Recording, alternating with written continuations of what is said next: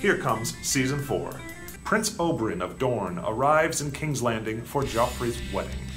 Oberyn wants to know who killed his sister back when the Targaryens were overthrown. Psst, it was the Lannisters. Joffrey is married to Marjorie Tyrell for a few minutes before being poisoned and dying.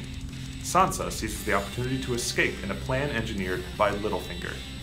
Tyrion, who was hated by Joffrey and vice versa, is blamed for Joffrey's murder, as is his now escaped wife Sansa.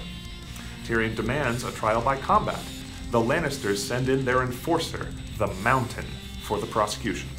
And Prince Oberyn volunteers for the defense. Oberyn dominates and gets the Mountain to confess to killing his sister, but the mortally wounded Mountain is still strong enough to crush Oberyn's skull.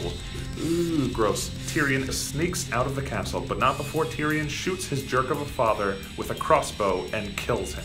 Oh, and it turns out that Littlefinger was the one who arranged to have Jon Arryn killed. You remember Jon Arryn? The guy who died at the very beginning of the show? No? That's okay, don't worry about it. Basically, all you need to know, Littlefinger has been planning this whole war from the very beginning. He's been egging everybody on. Arya and the Hound come across Brienne, who has been looking for Arya and Sansa. The Hound and Brienne have an epic fight, and Arya escapes. Arya then boards a boat to Braavos across the sea with a coin that the face-changing Jaqen H'ghar gave her. The wildlings launch their attack on the wall, and things are looking pretty bad for the Night's Watch, but Stannis Baratheon's army arrives at the last second and defeats them. Oh, and Jon's girlfriend, Ygritte, almost kills him, but can't bring herself to do it, and then she ends up getting killed instead.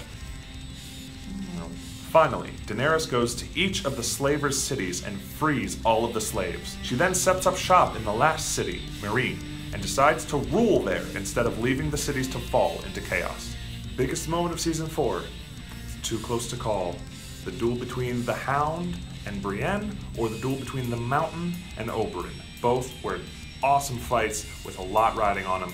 Honorable mention, shout out to the battle at the wall between the Night's Watch and the Wildlings. That was really cool. Oh, and of course, watching Joffrey die a painful, horrible death. Super satisfying.